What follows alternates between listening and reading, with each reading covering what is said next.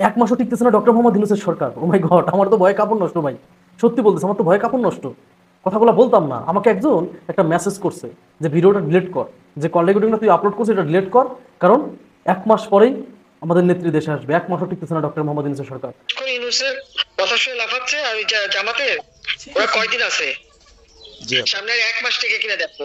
জি আপা দোয়া করেন আপা। আর আমি আপনাকে এক মাস আগে কিনা দেখো, তখনই আপনারা যারা বেশি বাড়াবাড়ি করেন কোথায় যাবেন সেটা বুঝে নিয়েন। জি আর এই তালিকা সব করে রাখো আপা। যারা যে ঘর বাড়ি ভাঙা পোড়ানো তাদেরকেও হিসাবটা নাম রাখো, এবার যেন ভুল না হয়। পরে চাচা ওর মামা ওর শ্বশুর ওর শাশুড়ি এইগুলি যেন না হয়। আমরা বলেছি যে বাংলাদেশে গত 15 বছরের ফেসিবাদের আমলে 4টা মোটা দাগে গণহত্যা হয়েছে। প্রথম গণহত্যা হয়েছে পিলখানায় গণহত্যা, যেটা পিলখানায় কোনো বিদ্রোহ হয় নাই, কোনো মিউটিনি হয় নাই। পিলখানায় আমাদের স্বাধীনতা সার্বভৌমত্বের সাথে জড়িত 2টা বাহিনীকে মুখোমুখি করে আমাদের দেশ ধ্বংসের ষড়যন্ত্র হয়েছে। আমরা বলেছি পিলখানার গণহত্যার গণতদন্ত কমিশন করতে হবে। দ্বিতীয় গণহত্যা হয়েছে গত 16 বছরের ইতিহাসে, সেটা হচ্ছে মতিঝিলে শাপলা চত্বরে হেফাজতের উপরে। আমরা হেফাজতের এই গণহত্যার ব্যাপারে গণতদন্ত কমিশন দাবি করেছি। তৃতীয়ত আমরা বলেছি যে বাংলাদেশে তৃতীয় গণহত্যা হয়েছে গুম খুন এবং ব্লক রেইডের নামে বিরোধী দল এবং মতের হাজার হাজার নেতাকর্মীকে হত্যা করা হয়েছে, যেটার ব্যাপারে তারা কমিশন ইতিমধ্যে করেছেন এবং এটাকে আমরা স্বাগত জানিয়েছি। কোথাও যাবেন কিংবা থাকবেন সেটা যেখানে গিয়েছেন ওই দেশ নির্ধারণ করতেছে, কারণ ওই দেশ তার বন্ধু বা তার খুব কাছের তাকে 15 বছর হৃষ্টপিষ্ট করে রেখেছে, দ্যাট ইজ দেয়ার ম্যাটার। কিন্তু বাস্তবতা হচ্ছে উনি আজকে বলছে যে পুলিশ ডিপার্টমেন্টকে কৌশলে, পুলিশ প্রশাসন তাদেরকে একটু পরিচ্ছন্নভাবে কৌশলে তিনি হুমকি দিচ্ছেন যে কারা কারা করছে লিস্ট করো, তোমার থানার ওসিকে, তোমার থানার গোপালগঞ্জের অমুক কে দায়িত্বে আছে, কারা কি করছে, এই ধরনের বিভিন্ন মন্তব্য করে তিনি বুঝাতে চাচ্ছেন যে যে কোনো মুহূর্তে আমি তাদেরকে এটা করতে পারবো সেটা করতে পারবো, শেষ করে দিতে পারবো। দেখেন গত প্রায় 16 বছর পর্যন্ত কি পরিমাণ নির্লজ্জ বেহায়া এই নেত্রী মানুষের উপরে জুলুম করেছে, খুন করেছে। যে সর্বশেষ 1500-র অধিক মানুষকে খুন করেছে সে এখনো ফোনে কথা বলে। এখন ফোনে আবার কথা বলে কাদের সাথে? খুব দেখবেন একেবারে নিরিবিলি টাইপের, একেবারে যাদের নাম জীবনে শোনেন নাই। ছাত্রলীগও হয়তো কোনো এক সময় করেছে, তাও জনগণ হয়তো পরিচিত কোনো মুখ না, অপরিচিত বিভিন্ন জনের কাছে তার এই বক্তব্য উপস্থাপন করে ওই অপরিচিত ব্যক্তিদের মাধ্যমে তিনি কিছু কথা শোনাতে চায়। প্রিয় দর্শক, 1 মাস পর দেশে আসবেন প্রধানমন্ত্রী শেখ হাসিনা। এসে সবাইকে দেখে নেবেন এবং সবার নামের তালিকাও করতে বলেছেন।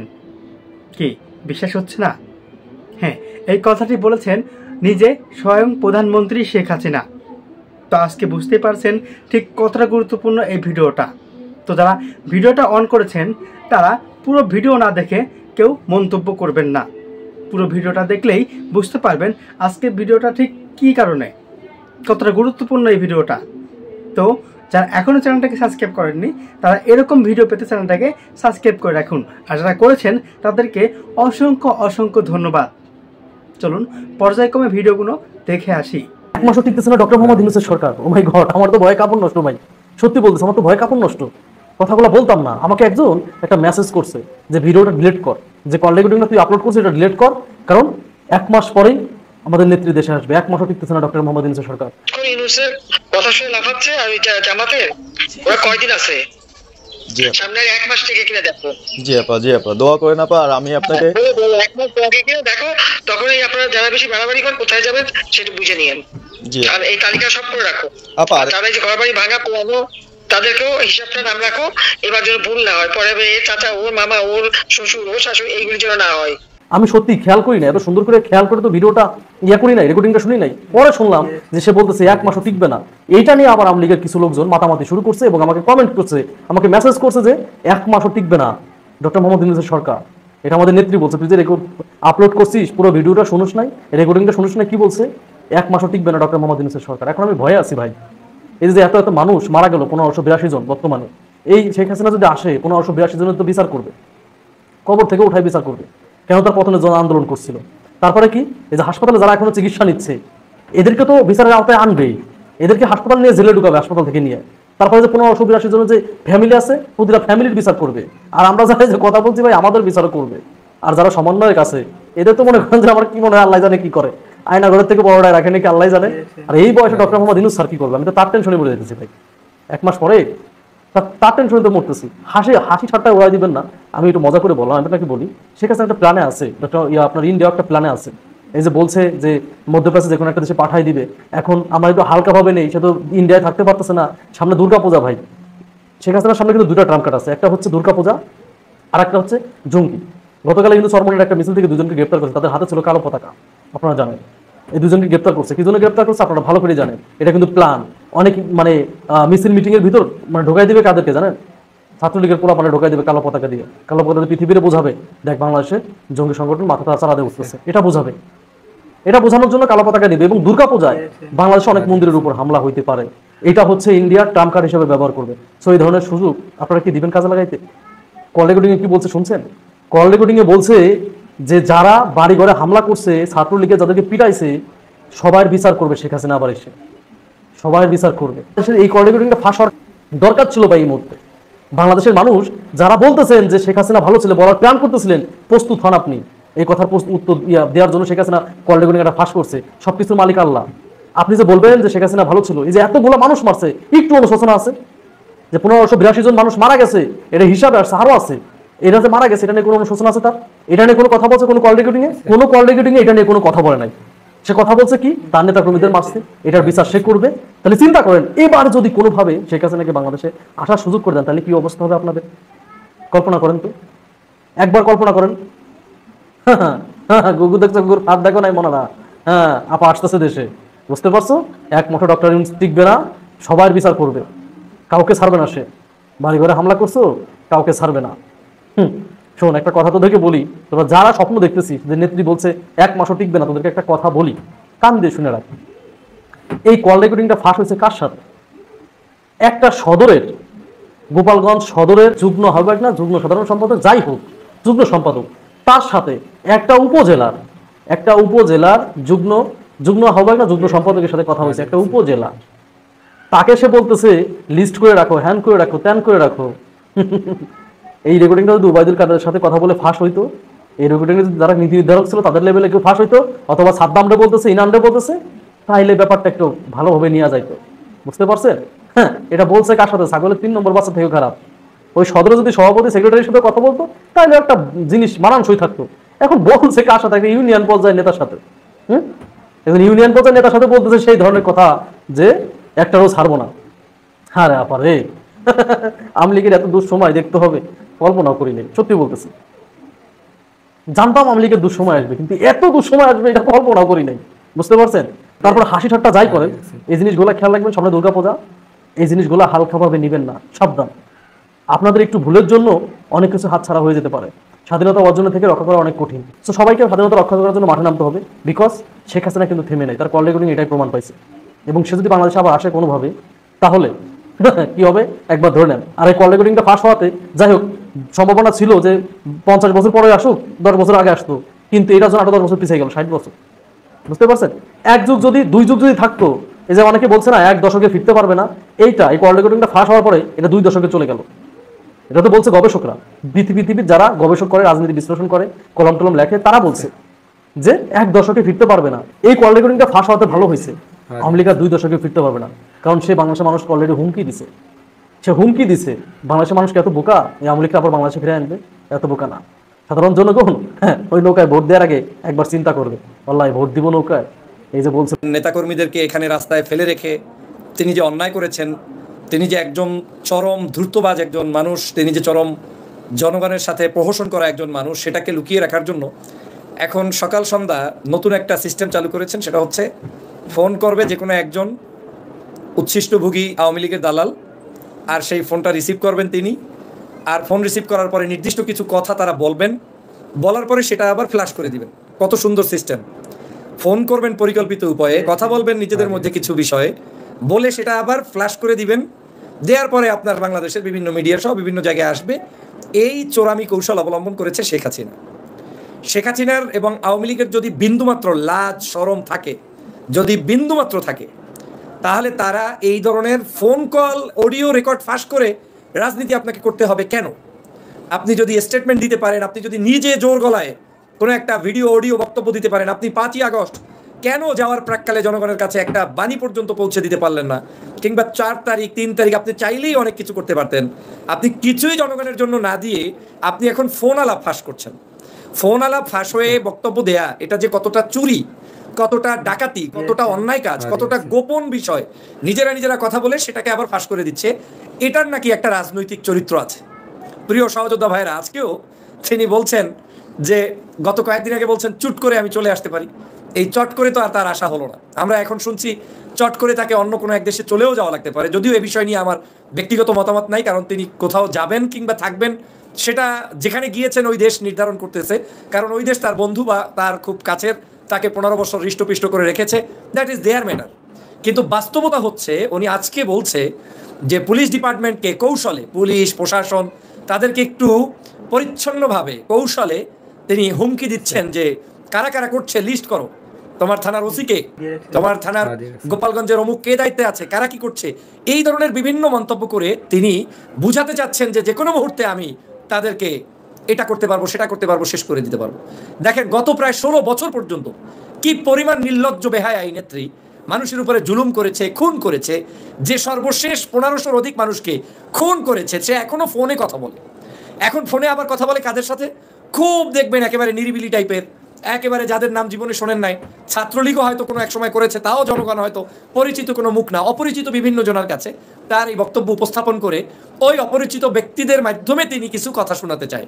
কারণ তার ভিতরে ভয় আছে যে পরিচিত ব্যক্তির সাথে কথা বললে সে আবার অ্যারেস্ট হয়ে যায় কিনা, গেলে আবার কি সমস্যা। যেটা তার আজকের ফোনালাপের মধ্যে আমরা টের পেলাম যে কোনো নাম যদি আমি ঘোষণা করি, কোনো ব্যক্তিকে যদি আমি আমার প্রেজেন্স অ্যাবসেন্সে কোনো নেতা নির্ধারণ করে দেই, তাহলে তারা তো অ্যারেস্ট হয়ে যাবে, তাহলে তাদেরকে আমি কিভাবে নাম ঘোষণা করব? যে যেভাবে আছো সেভাবেই কাজ করো। আমি এই পয়েন্টে একটু ফাঁকে কথা বলে রাখতে চাই। আপনারা নিশ্চয়ই দেখেছেন গত 16 বছর পর্যন্ত কি পরিমাণ ভেস্কি মেরেছে এই শেখ হাসিনা। সাংবাদিকদের সামনে কথা বলেই বলতো কই বিরোধী দল, কই কাউকে তো পাওয়া যায় না। যদি বিরোধী দল পাওয়া যায় তাহলে তারা মিছিল করুক, পারলে সামনে আসুক, পারলে মিটিং করুক, এই কথা বলেছে না? বিএনপি জামাত সহ বিভিন্ন রাজনৈতিক দলদেরকে, বিশেষ করে বিএনপি জামাতকে উদ্দেশ্য করে বলেছে তাদের কোনো শক্তি নাই, জনগণ নাই, কিচ্ছু নাই। আজকে শেখ হাসিনা নিজের টেলিফোনের কনফারেন্সটাকে একটু নিজে শুনে দেখুন। আপনি এমন ভীতু আপনার ভয়েস অনুযায়ী যে কারো নাম ঘোষণা করলে সে যদি অ্যারেস্ট হয়ে যায় তাহলে সেই ব্যক্তির নাম ঘোষণা করতে আপনি দ্বিধাবোধ করছেন। তাহলে আপনি কিভাবে গত 16 বছরে বাংলাদেশের বিরোধী মতের মানুষদেরকে মিথ্যাভাবে তাদেরকে চাপিয়ে রেখেছেন? কই এদেশের বিরোধী দল তো তারা তাদের সংগ্রাম করেছে, লড়াই করেছে, তারা জীবন দিয়েছে, তারা মিছিল করেছে, মিটিং করেছে। হ্যাঁ, তাদের 16 বছর আপনি সফল হতে দেননি, সেটা আপনার ব্যর্থতা, গণতান্ত্রিক ব্যর্থতা। কিন্তু এদেশের মানুষ তো করেছে। আর আপনি আওয়ামী লীগ, আপনার এখন নাম নিশানা পর্যন্ত বাংলাদেশে নাই। আপনার আওয়ামী লীগ এখন আপনাকে আপনার একজন কর্মীর সাথে ফোনে কথা বলে আবার বলে দিতে হয় যে এই যে বক্তব্যটা দিয়েছি তোরা আবার এটা ভাইরাল করে দে। লজ্জা করে না? লজ্জা তো করা উচিত। কারণ এই ফোন কলগুলো যখন প্রতিনিয়ত ভাইরাল হয়, আপনাদেরকে একটা জিনিস বলে রাখি, সম্পূর্ণ শেখ হাসিনার নির্দেশনায়, পরিকল্পনায় ভাইরাল হয়। কেন বলছি জানেন? গত কয়েকদিন আগে একটা ভাইরাল হয়েছে, সম্ভবত ইউকে না কোথায় থাকে ওই ভদ্রলোক, ছাত্রলীগের সেই নেতা, তার সাথে কথা বলেছে, তাকে আবার বহিষ্কার করা, এই সেই নাটক, এত কিছু হওয়ার পরে আবার এই ছেলে কি করে কোন সাহসে তাদের কথোপকথন তাহলে আবার বাইরে আউট করে দিল। তার মানে দাঁড়ালো এটা সম্পূর্ণ শেখ হাসিনার একটা পরিকল্পনা, শুধুমাত্র জনগণের কাছে প্রতারণা দেওয়ার জন্য, প্রতারণা করার জন্য। একটু যাদেরকে এই রাস্তায় ফেলে রেখে গিয়েছে, যাদেরকে আজকের ঝুঁকির মধ্যে তার ভাষ্য অনুযায়ী রেখে গিয়েছে, তাদেরকে রেখে তিনি এখান থেকে পালিয়ে গিয়েছে। শেখ হাসিনা পালায় না। তো শেখ হাসিনা পালায় না, তো আপনি পালালেন কেন? আপনার যদি কলিজায় সাহস থাকতো আপনি বাংলাদেশে অবস্থান করে তারপরে প্রতিবাদ করতেন কিংবা জেলে যাইতেন। আপনি এদেশে তো এখন পর্যন্ত দেশ নেত্রী বেগম খালেদা জিয়া বাংলাদেশেই অবস্থান করছে। বহু রাজনীতিবিদ দেশে এখন পর্যন্ত দেশ থেকে পালিয়ে যায়নি, আপনি গিয়েছেন। হ্যাঁ, দেশ থেকে বহু সাধারণ নাগরিক জুলুম, নির্যাতন, অত্যাচারের শিকার হলে যাবে, আর আপনার যাওয়ার মধ্যে পার্থক্য আছে। আপনি একটা দলের প্রধান, আপনার এতটুকু হিম্মত নাই, আর 16 বছরের বিরোধী দলগুলোকে আপনি বলছেন তাদের কোনো অবস্থানই নাই। সেই কারণে তাদেরকে আপনি বিভিন্নভাবে আপনার কি বলে আপনি দাবিয়ে রাখার চেষ্টা করেছেন কিংবা তাদেরকে লজ্জা দেওয়ার চেষ্টা করেছেন। আর যদি আপনার লজ্জা থাকতো তাহলে অডিও কল রেকর্ড করে তারপরে আপনার মানুষের কাছে মেসেজ পাঠাতে হয় না। এই সকল হুমকি ধামকি দিবেন না, এই সকল ধান্দাবাজি করবেন না। আমার দেশের প্রশাসন, পুলিশ, আমার দেশের আর্মি, বিজিবি, বিডিআর যারাই আছে, র্যাব যারাই এখন এই মুহূর্তে দায়িত্ব পালন করছে, এদের মধ্যে আওয়ামী লীগের যদি কিছু লোকজন থেকে থাকে এখনো, সেটা ভিন্ন জিনিস। কিন্তু এর বাইরে আমার দেশের প্রত্যেকটি প্রশাসনিক ব্যক্তির ব্যাপারে সাধারণ জনগণ তাদেরকে আঁকড়ে ধরে দেশ গঠন করবে। আপনার হুমকি ধুমকিতে আমার দেশের বিন্দুমাত্র পরিবর্তন হবে না। এই সকল ধান্দাবাজি বন্ধ করুন। আপনি এই বাংলাদেশকে ধ্বংস করে দিয়ে গিয়েছেন, আপনি আবার এখন হুমকি দেন 1 মাসের মধ্যে আপনি নাকি ম্যাজিক দেখাবেন। হ্যাঁ, তো কি ম্যাজিক দেখাবেন আপনি? আপনার যদি এতই ম্যাজিক দেখাতে পারতেন 5 তারিখ চুরি করে পালাইলেন কেন? হেলিকপ্টারে চেপে বসলেন কেন? শাড়ির আঁচল গুনতে গুনতে পালিয়ে গিয়েছেন। ব্রেকফাস্টও করতে পারেন নাই ঠিক মতো। দুপুরে লাঞ্চ করেছে গণভবনে সাধারণ জনগণ, আপনার পুকুরের মাছ সাধারণ জনগণ নিয়েছে, আপনার পোশাক আশাক পর্যন্ত আপনি নিয়ে যেতে পারেন নাই কেন? তার মানে দাঁড়ালো আপনি একজন অসৎ চিন্তার, বাস্তববাদী কোনো মানুষ নয়। আপনি বাংলাদেশের জনগণের জন্য কিছুই করেননি। জনগণের করলে জনগণের শাসকরা ওই রকম চুরি করে পালিয়ে যায় না, আবার চুরি করে ভিডিও রেকর্ড করে, অডিও রেকর্ড করে। বাপরে বাপ, একটা অডিও রেকর্ড করার মতো, মানে একটা ভাষণ দেওয়ার মতো হিম্মত যে নেত্রীর নাই, সে আবার এই জাতিকে কি করে 16 বছর পর্যন্ত মিথ্যার উপরে দেশটাকে চালিয়েছে। প্রিয় বন্ধুরা আমার, আপনাদের কাছে আজকে প্রশ্ন রেখে গেলাম, নিজেকে একটাবার চিন্তা করে দেখেন। এই আওয়ামী লীগ কত দাম্ভিকতাই না দেখিয়েছে, কত কথাই না আমাদেরকে শুনিয়েছে, কত জোর জবরদস্তিই না করেছে, বলেছে বাংলাদেশ সব তাদের হয়ে গিয়েছে, বাংলাদেশের যুবক তরুণদেরকে বিভ্রান্ত করেছে। শেখ হাসিনা সংবাদ সম্মেলন করলে পাশে মানুষ দাঁড়ানো যাইতো না, কাউকে পাত্তাই দিত না, বলতো কি কাদের নিয়ে আলাপ, কাদের বিচার, কাকে বিদেশ পাঠাবো। খালেদা জিয়ার ইস্যুতে বারবার বলতেন যে কি ওনার চিকিৎসা কিসের, ওনাকে যে আমি বাসায় থাকতে দিয়েছি তাই বেশি, বলে নাই। এখন তুমি অডিও ফাঁস করো, অডিওটা প্ল্যান করে ফাঁস করো, এর মধ্য দিয়ে প্রমাণ হলো যে আপনার একজন নীতিহীন, আপনি আদর্শহীন একজন শাসক ছিলেন। আপনি ব্যক্তিগতভাবে আপনার কোনো মানিজ্জত বলতে কিছুই নেই। সে কারণে আমি বলছি, এই যে অডিও ফাঁস হচ্ছে, এই অডিওগুলো পরিকল্পিত ফাঁস। কেউ ভাববেন না যে এই অডিওগুলো মনে হয় শেখ হাসিনা মানে কোনো কারণ ছাড়াই ফাঁস হয়ে যাচ্ছে, না। কারণ ছাড়া একটা ফাঁস হইতে পারে, দুইটা ফাঁস হইতে পারে। ওরা ফোনেও তো আলাপ করে না, হোয়াটসঅ্যাপে আলাপ করে, বলতেছে যে আপনাকে ছবি পাঠাইলাম, পাঠাইছে কিছু হোয়াটসঅ্যাপে। তো এইটা এখানে তো কেউ ট্র্যাকিংও করে না। এই জিনিসটা হচ্ছে তারা এখন এটা করে কি করতে চায় জানেন? একটা প্যানিক সৃষ্টি করতে চায়। তারা কিছু প্রশাসনের মধ্যে তাদের ঘাপটি মারা 2-1 লোক থাকতে পারে, তাদেরকে হয়তো বলে দিচ্ছে যে তোরা রেডি থাকবি। আর যারা সত্যিকারই ডক্টর মোহাম্মদ ইউনূস সাহেবের এই বর্তমান প্রশাসনকে মেনে নিয়েছে এবং বর্তমান একরুজ্জামান সহ সেনাবাহিনীর যারাই আছে, তারা দেশটাকে শাসন করার সর্বোচ্চ চেষ্টা করছে, তাদেরকে একটু ভয়ভীতি দেখানোর চেষ্টা করছে। বলছে যে যাতে আপনি একটু গা ছাড়া ভাব দিয়ে দেশ চালান, যাতে শেখ হাসিনার বিরুদ্ধে অ্যাকশনে না যান। কোনো লাভ হবে না। আমি তত্ত্বাবধায়ক সরকারের কাছে উদাত্ত আহ্বান জানাবো, কোনো চলবে না, কোনো ধরনের নরম সুরের সুযোগ নাই। এই চোর, এই ডাকাত, এই প্রত্যেকটি ধর্ষণকারী, হত্যাকারী, বাংলাদেশের জনগণের উপরে লুণ্ঠনকারী এই শাসক গোষ্ঠীর প্রত্যেককে গ্রেপ্তার করতে হবে। শুধু তাদেরকেই নয়, গত 14 বছর 16 বছর পর্যন্ত আওয়ামী লীগের সাথে যারা দোষর হিসাবে কাজ করেছে, অবৈধ সংসদকে মেনে নিয়ে যারা সংসদে বসে তারপরে তালুকদারি দেখিয়েছে, বিভিন্নভাবে জুলুম নির্যাতন করেছে, স্বতন্ত্র সুতায় হোক আর অন্য দলের সুতায় হোক, যারা এই হাসিনার শাসনগুলোকে মেনে নিয়েছে, প্রত্যেককে আপনারা বিচারের কাঠগড়ায় নিয়ে আসুন, গ্রেপ্তার করুন। মাত্র 6 মাস 7 মাস আগেও যে নির্বাচনটা হয়ে গেল, সেখানেও কত দাম্ভিকতা দেখিয়ে কত মানুষ এদেশের প্রায় 70-80 জন সম্ভবত আপনার স্বতন্ত্র নির্বাচন করেছেন। বিবেকের কাছে প্রশ্ন তুলুন, আপনারা যদি বাংলাদেশের মানুষের সাথে প্রহসন না করতেন, শেখ হাসিনা এই 7 মাসও থাকতে পারতো না। কিন্তু আপনারা এগুলো করেছেন, তার মানে অন্যায়ের আপনারা সাথী ছিলেন।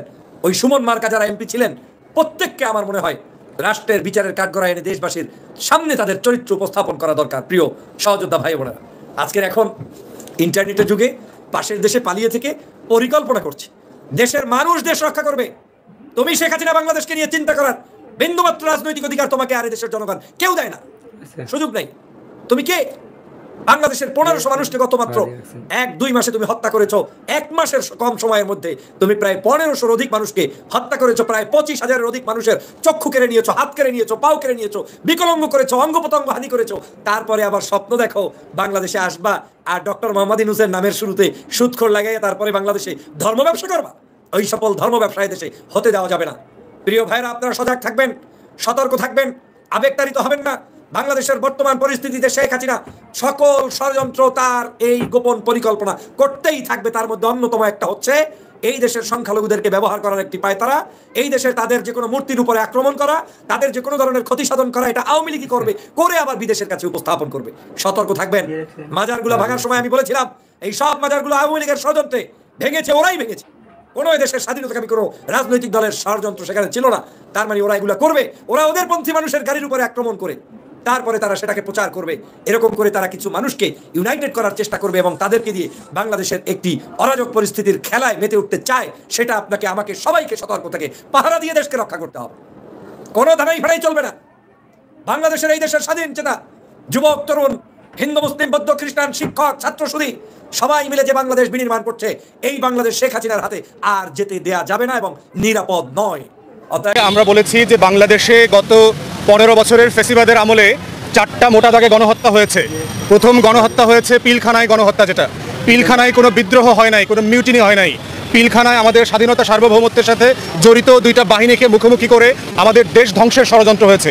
আমরা বলেছি পিলখানার গণহত্যার গণতদন্ত কমিশন করতে হবে। দ্বিতীয় গণহত্যা হয়েছে গত 16 বছরের ইতিহাসে, সেটা হচ্ছে মতিঝিলে শাপলা চত্বরে হেফাজতের উপরে। আমরা হেফাজতের এই গণহত্যার ব্যাপারে গণতদন্ত কমিশন দাবি করেছি। তৃতীয়ত আমরা বলেছি যে বাংলাদেশে তৃতীয় গণহত্যা হয়েছে গুম, খুন এবং ব্লক রেইডের নামে বিরোধী দল এবং মতের হাজার হাজার নেতাকর্মীকে হত্যা করা হয়েছে, যেটার ব্যাপারে তারা কমিশন ইতিমধ্যে করেছেন এবং এটাকে আমরা স্বাগত জানিয়েছি। চতুর্থত গণহত্যা হয়েছে জুলাই এবং আগস্টে, বাংলাদেশের ইতিহাসের নৃশংসতম গণহত্যা। 1600-র মতো তরুণ যুবকের লাশ ধরেছে এবং এই সংখ্যাটা এখনো বেড়ে চলেছে। আমরা বলেছি যে গত 15-16 বছরে পিলখানা ট্র্যাজেডি থেকে শুরু করে বিএনপি জামাত তকমা দিয়ে, জঙ্গি তকমা দিয়ে বিভিন্ন অজুহাতে গুম খুনে অংশগ্রহণ করতে অস্বীকার করেছে, রাতের ভোটে অংশগ্রহণ করতে অস্বীকার করেছে এমন হাজার হাজার সশস্ত্র বাহিনীর সদস্য, বিডিআর, বিজিবি, সেনা, নৌ বিমান বাহিনী এবং বিভিন্ন বাহিনীর কর্মকর্তা এবং সিপাহী সদস্যদেরকে বরখাস্ত করা হয়েছে। আমরা দাবি করেছি যে একটা বিচারপতি লেড বেসামরিক গণতদন্ত কমিশন করবার জন্য। আমরা শুনতে পাচ্ছি যে এইটা রিভিউ করার জন্য সশস্ত্র বাহিনী উদ্যোগ নিয়েছে, যেটা আমরা প্রতিবাদ করেছি যে এই ধরনের গণতদন্ত কমিশন জাস্টিস লেড বেসামরিক ব্যবস্থাপনায় হতে হবে। এবং আপনারা জানেন যে সশস্ত্র বাহিনীর যে আইন আছে, মিলিটারি অ্যাক্ট, এয়ারফোর্স অ্যাক্ট এবং নেভাল অ্যাক্টে আপনার কোনো কারণ ছাড়া যে কোনো সিপাহী এবং কর্মকর্তাকে রাষ্ট্র ডিসমিস করতে পারে, বাহিনী প্রধান ডিসমিস করতে পারে, কোনো বিচার করতে পারবে না, কোনো কারণ দর্শাইতে হবে না। আমরা মনে করি যে আমাদের সংবিধানে যে মৌলিক মানবাধিকারের কথা বলা হয়েছে এটা এটার সাথে সাংঘর্ষিক। অতএব তারা শুধু মিলিটারি অ্যাক্টের অধীনে ট্রাইব্যুনালে যদি তারা সংক্ষুব্ধ হয়, সুপ্রিম কোর্টে মানবাধিকার লঙ্ঘনের জন্য তারা যেন আপিল করতে পারে। ভারতসহ বিভিন্ন দেশের নজির আমরা তুলে ধরে বলেছি তাদেরকে এই সুযোগ দিতে হবে। এবং আমরা বলেছি যে বাংলাদেশের প্রত্যেকটা গণতদন্ত কমিশন লাইভ হইতে হবে। আমেরিকার যে কংগ্রেশনাল হিয়ারিংয়ের মডেল আছে, সিনেট হিয়ারিংয়ের মডেল অথবা ব্রিটিশ পার্লামেন্টের যে মডেল আছে, এটা লাইভ হবে এবং ওই সকল দেশে এটা গণমাধ্যমে সরাসরি সম্প্রচার করা হয়। আমাদের প্রত্যেকটা গণতদন্ত কমিশন বিটিভি সংসদের মাধ্যমে লাইভ সম্প্রচার করতে হবে। দেশের রাজনৈতিক দল, সুশীল সমাজের সদস্যরা যারা আছেন, ছাত্ররা যারা আছেন, তরুণরা যারা আছেন, যারা সংক্ষুব্ধ, তারা সেখানে সাক্ষ্য দিতে পারবেন রেজিস্ট্রেশনের মাধ্যমে। এই প্রসেস স্বচ্ছতার সাথে, জবাবদিহিতার সাথে মেনে যেন এই কমিশনের কাজগুলো শুরু করা হয়, এই ব্যাপারে আমরা আহ্বান জানিয়েছি এবং মাননীয় প্রধান উপদেষ্টা এই প্রস্তাবের সাথে একমত হয়েছেন এবং ওনারা যত শীঘ্রই সম্ভব এই গণতদন্ত কমিশনগুলো করবেন বলে আমাদেরকে আশ্বস্ত